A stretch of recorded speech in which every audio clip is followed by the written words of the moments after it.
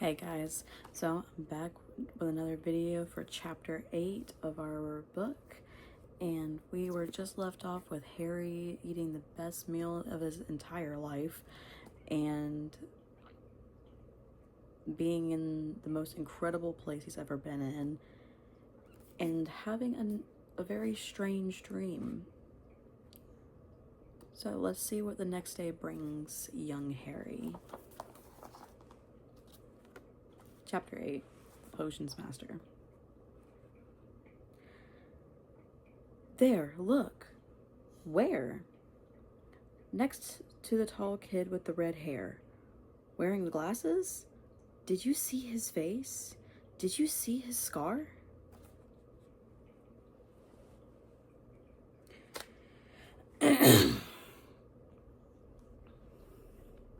Whispers followed Harry from the moment he left his dormitory the next day. People lining up outside classrooms stood on tiptoes to get a look at him, or doubled back to pass him in the corridors again, staring. Harry wished they wouldn't, because he was trying to concentrate on finding his way to his 2 classes. There were 142 staircases at Hogwarts. Wide, steep ones, narrow, rickety ones, some that led somewhere differently on a Friday, some with a vanishing step halfway up you had to remember to jump. Then there were doors that wouldn't open unless you asked politely or tickled them exactly in the right place. The doors that weren't really doors at all, but solid walls just pretending. It was also very hard to remember where anything was, because it all seemed to move around a lot. The people in the portraits kept going to visit each other, and Harry was sure the coats of armor could talk. The ghost didn't help either.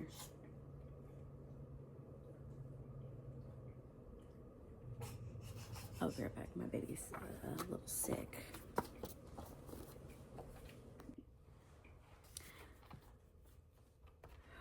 The ghost didn't help either. It was always a nasty shock when one of them glided suddenly through a door you were trying to open. Nearly Headless Nick was always happy to point new Gryffindors in the right direction.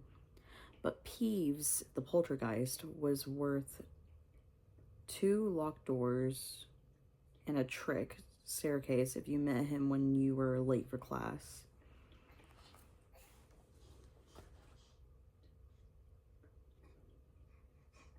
He would drop wet paper baskets on your... He would drop waste paper baskets on your head, pull rugs from under your feet, pelt you with bits of chalk, or sneak up behind you, invisible, grab your nose, and screech, "Got your conch!" Even worse than Peeves, if that was possible, was the caretaker, Argus Filch. Harry and Ron managed to get on the wrong side of him on their very first morning. Filch found them trying to force their way through a door that unluckily turned out to be an entrance to the out-of-bounds corridor on the 3rd floor. He wouldn't believe they were lost.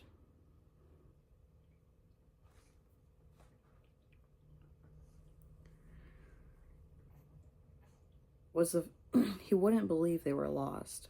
Was sure they were trying to break into it on purpose, and was threatening to lock them in the dungeons when they were rescued by Professor Quirrell, who was passing.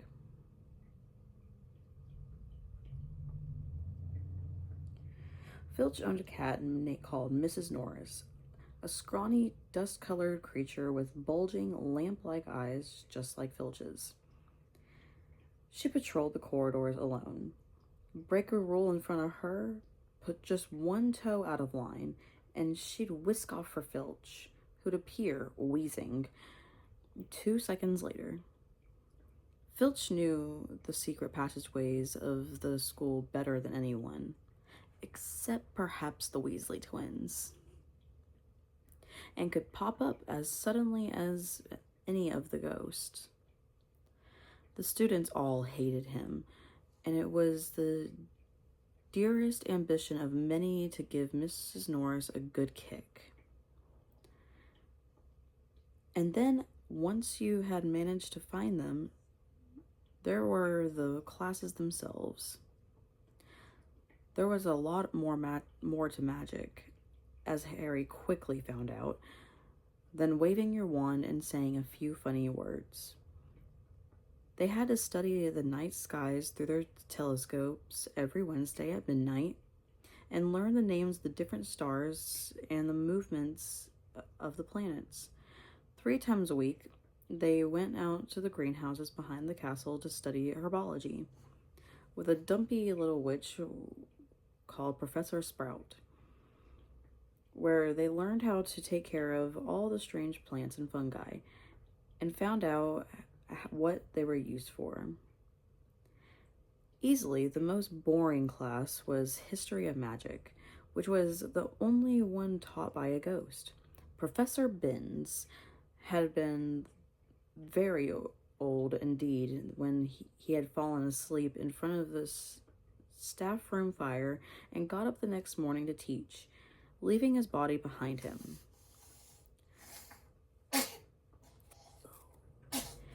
I'm back. Professor Binns had been very old indeed when he had fallen asleep in front of the staff room fire and got up the next morning to teach, leaving his body behind him. Binns droned on and on while they scribbled down names and dates and got Emmerich the Evil and Eric the Oddball mixed up. Professor Flitwick, the charms teacher, was a tiny little wizard who had to stand on a pile of books to see over his desk. At the start of their class, at the start of their first class, he took the roll call. And when he reached Harry's name, he gave an excited squeak and toppled out of sight. Professor McGonagall was again different. Harry had been quite right to think she wasn't a teacher to cross. Strict and clever, she gave them a talking to the moment they sat down in her first class. Transfiguration is some of the most complex and dangerous magic you will learn at Hogwarts, she said. Anyone messing around in my class will leave and not come back. You have been warned.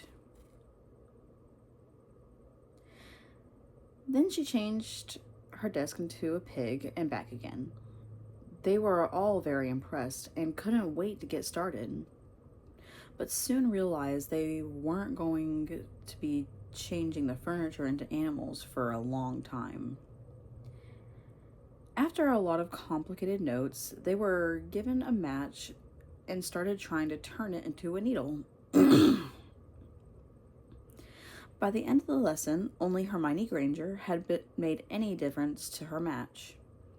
Professor McGonagall showed the class how it had gone all silver and pointy and gave Hermione a rare smile.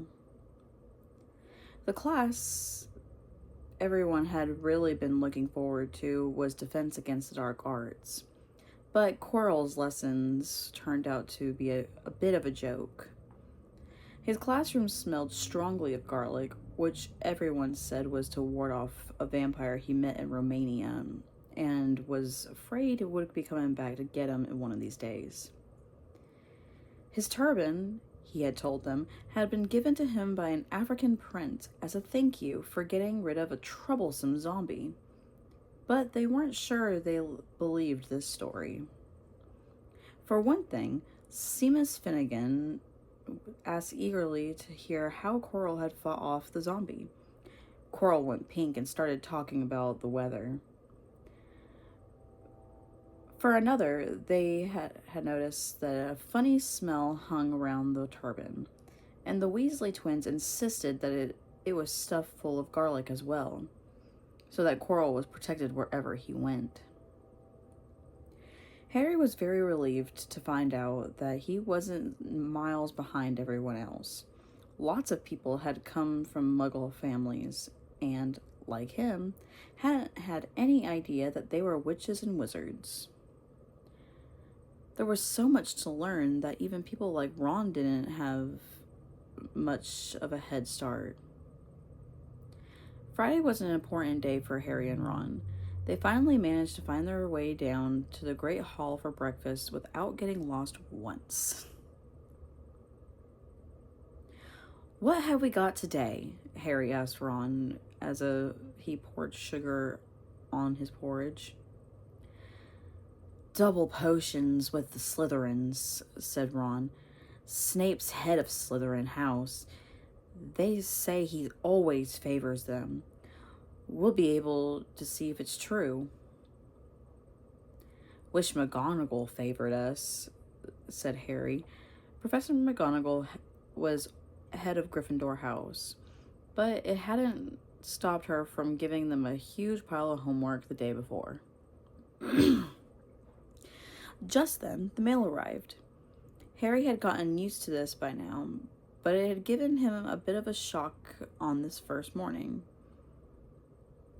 When about 100 owls had suddenly streamed into the Great Hall during breakfast, circling the tables until they saw their owners, and dropping letters and packages into their laps. Hedwig hadn't brought Harry anything so far. She sometimes flew in to nibble his ear and to have a bit of toast before going off to sleep in the owlery with the other owls. This morning, however, she fluttered down between the marmalade and the sugar bowl and dropped a note onto Harry's plate. Harry tore it open at once. It said in a very untidy scrawl, "Dear Harry, I know you get Friday afternoons off, so would you like to come and have a cup of tea with me at around 3? I want to hear about your first week. Send us an answer back with Hedwig. Hagrid." Harry borrowed Ron's quill, scribbled, "Yes, please, see you later on." No. "Yes, please, see you later," on the back of the note, and sent Hedwig off again. It was lucky that Harry had tea with Hagrid to look forward to, because the potions lesson turned out to be the worst thing that had happened to him so far. At the start of term banquet, Harry had gotten the idea that Professor Snape disliked him. By the end of the first potions lesson, he knew he'd been wrong. Snape didn't dislike Harry, he hated him. Potions lessons took place down in one of the dungeons.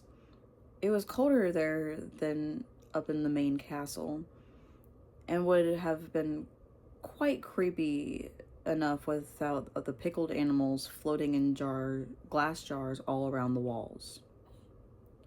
Snape, like Flitwick, started the class by taking the roll call, and, like Flitwick, he paused at Harry's name. "Ah, yes," he said softly.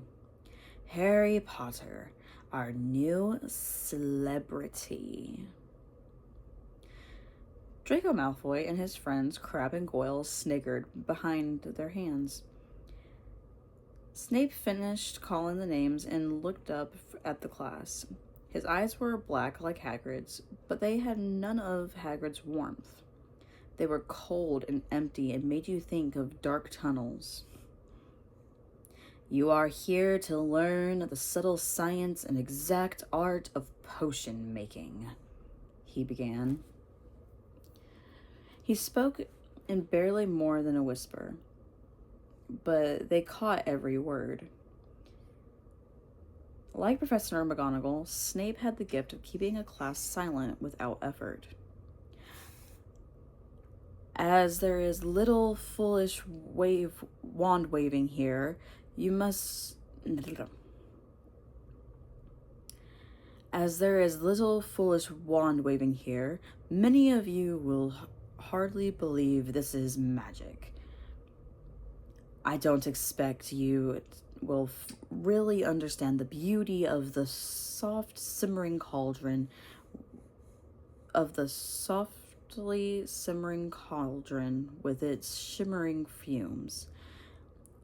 The delicate power of liquids that creep through human veins, bewitching the mind, ensnaring the senses.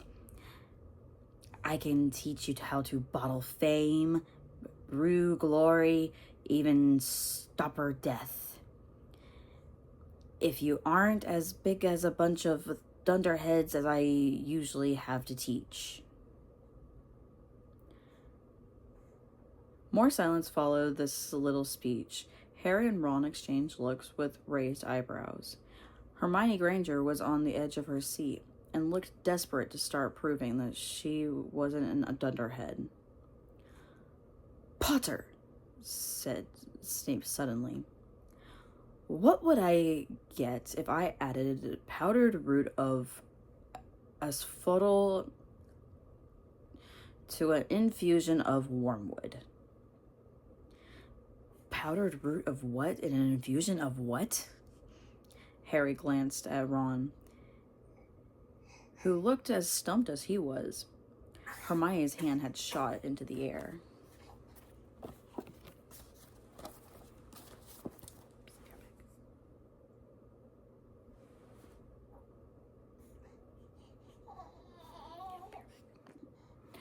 We got our little visitor back again.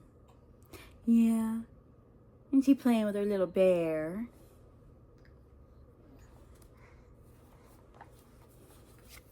So don't mind the coos. You know what? Let's set this down. Powdered root of what? And to an infusion of what? Harry glanced at Ron. Who looked as stumped as he was. Hermione's hand had shot into the air. I don't know, sir, said Harry. Snape's lips curled into a sneer. Tut, tut. No. Fame clearly isn't everything. He ignored Hermione's hand. Let's try again. Potter, where would you look if I told you to find me a Bezoar? Hermione stretched her hand as high into the air as it could go without her leaving her seat. But Harry didn't have the faintest idea what a Bezoar was. He tried not to look at Malfoy, Crabbe, and Goyle, who were shaking with laughter. I don't know, sir.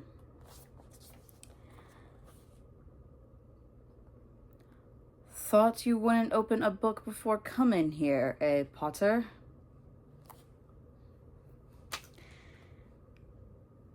Harry forced himself to keep looking straight into those cold eyes. Why'd you kick him off? Huh? Why did you kick your little bear off, huh?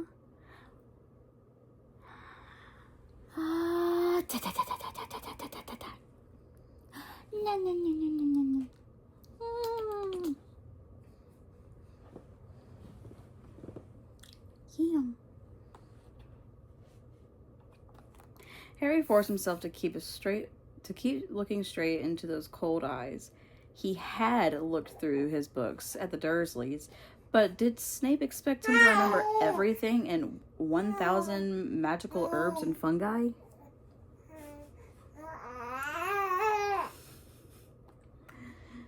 Snape was still ignoring Hermione's quivering hand. What is the difference, Potter, between Monkshood and Wolfsbane? At this, Hermione stood up, her hand stretched toward the dungeon ceiling. I don't know, said Harry quietly. I think Hermione does, though. Why don't you try her? A few people laughed. Harry caught Seamus's eye, and Seamus winked. Snape, however, was not pleased. Sit down, he snapped at Hermione. For your information, Potter, Asphodel and Wormwood make a sleeping potion so powerful it is known as the Draught of Living Death.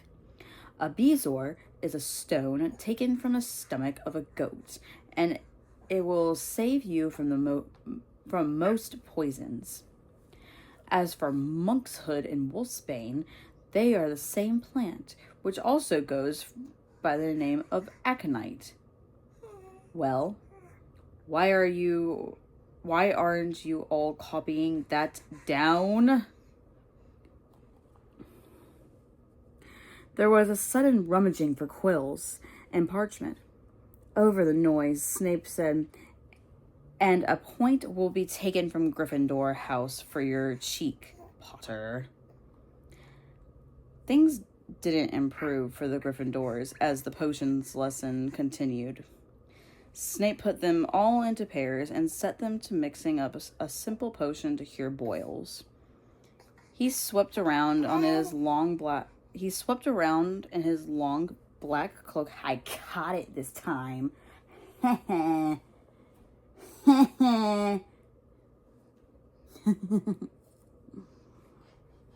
You. Yeah.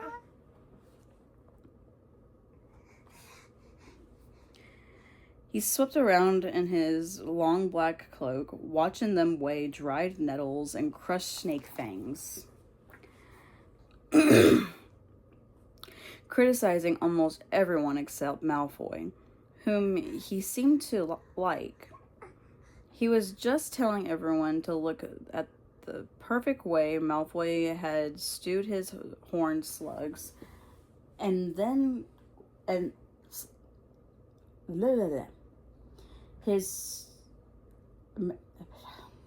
I cannot do it today. I cannot. Bless you. Oh, bless you.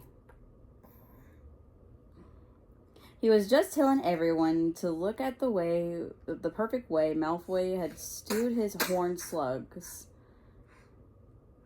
When clouds of acid green smoke and a loud hissing filled the dungeon. Neville had somehow managed to melt Seamus's cauldron into a twisted blob, and their potion was seeping... the potion was seeping across the stone floor. How could Neville do that? Burning holes in people's shoes.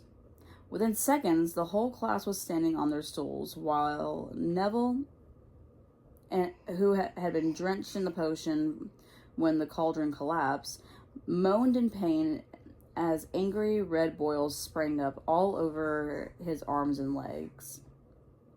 "Idiot boy," snarled Snape, clearing the spilled potion away with his... Mommy can't read today. Clearing the spilled potion away with one wave of his wand. "I suppose you added the porcupine quills before taking the cauldron off the fire?" "Yeah." "I suppose you added the porcupine quills before taking the cauldron off the fire?" Neville whimpered as boils started to pop up all over his nose.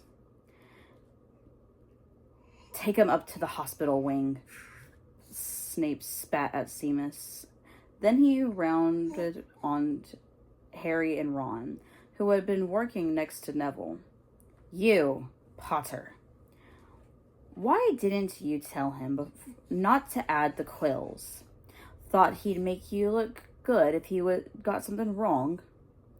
Did you? That's another point you've lost for Gryffindor. This was so unfair that Harry had opened his mouth to argue, but Ron kicked him behind their cauldron. Don't push it, he muttered. I've heard Snape can turn very nasty. As they climbed the steps out of the dungeon an hour later, Harry's mind was racing and his spirits were low. They've lost 2 points for Gryffindor in this very week. Why did Snape hate him so much? Why did he hate him so much? Huh? Hi. Cheer up, said Ron. Snape's always taking points from... Bless you. Bless you. Snape's always taking points off Fred and George. Can I come and meet Hagrid with you? At 5-3, they left the castle and made their way across the grounds. Hagrid lived in a small wooden house on the edge of the Forbidden Forest. A crossbow and a pair of galoshes were outside the front door. When Harry knocked, they heard a frantic scrambling from inside and several booming barks.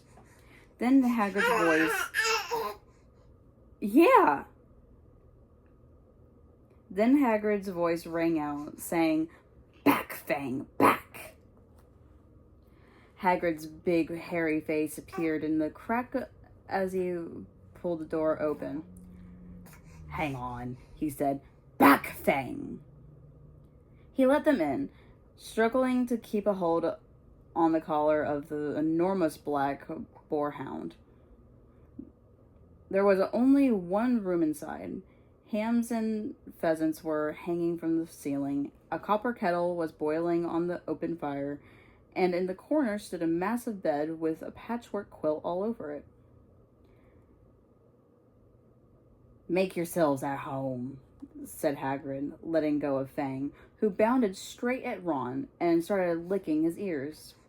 Like Hagrid, Fang was clearly not as fierce as he looked. Mwah! "This is Ron," Harry told Hagrid, who was pouring boiling water into a large pot and putting rock cakes onto a plate. "Another Weasley, eh?" said Hagrid, glancing at Ron's freckles. "I spent half me life chasing your twin brothers away from the forest." The rock cakes were shapeless lumps with raisins that almost broke their teeth. But Harry and Ron pretended to be enjoying them as they told Hagrid all about their first lessons. Fang rested his head on Harry's knee and drooled all over his robes. "Yeah, that's nasty, ain't it? Yeah, all that drool on his knees." Harry and Ron were delighted to hear Hagrid call Filch that old git. "And as for that cat, Mrs. Norris, I'd like to introduce her to Fang sometime. Do you know, every time I go up to the school, she follows me everywhere. Can't get rid of her. Filch puts her up to it." Harry told Hagrid about Snape's lesson. Hagrid, like Ron, told Harry not to worry about it. That Snape liked hardly any of the students. But he seemed to really hate me. "Rubbish," said Hagrid. "Why should he?" Yet Harry couldn't help thinking that Hagrid didn't quite meet his eyes when he said that. "How's your brother Charlie?" Hagrid asked Ron. "I liked him a lot. Great with animals." Harry wondered if Hagrid had changed the subject on purpose. While Ron told Hagrid all about Charlie's work with dragons, Harry picked up a piece of paper that was lying on the table under a tea cozy. It was a cutting from the Daily Prophet. Gringotts break-in latest. Investigations continue into the break-in at Gringotts on July 31st. Widely believed to be the work of dark wizards or witches unknown. Gringotts goblins today insisted that nothing had been taken. The vault that was searched had in fact been emptied the same day. But we're not telling you what was in there, so keep your noses out of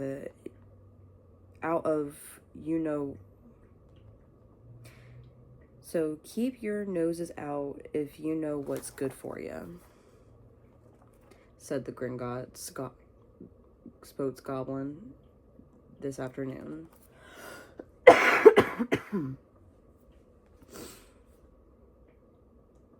Harry remembered Ron telling him on the train that someone had tried to rob Gringotts, but Ron hadn't mentioned the date. "Hagrid," said Harry, "that Gringotts break-in happened on my birthday. It might have been happening while we were there." There was no doubt about it. Hagrid definitely didn't meet Harry's eyes this time. He grunted and offered him another rock cake. Harry read the story again. The vault that was searched had in fact been emptied earlier that same day. Hagrid had emptied the vault 713. If you could call it emptying, taking out the grubby little package. Had that been what the thieves were looking for? As Harry and Ron walked back to the castle for dinner, their pockets weighed down with rock cakes because they'd been too polite to refuse. Harry thought that none of the lessons he had so far had given him as much to think about as tea with Hagrid. Had Hagrid collected that package just in time? Where was it now? And did Hagrid know something about Snape that he didn't want to tell Harry? And that is the end of chapter 8. And we will get into chapter 9 soon.